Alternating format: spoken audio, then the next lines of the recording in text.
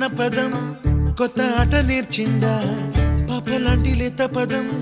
పాఠశాలగా కూనలమ్మ జానపదం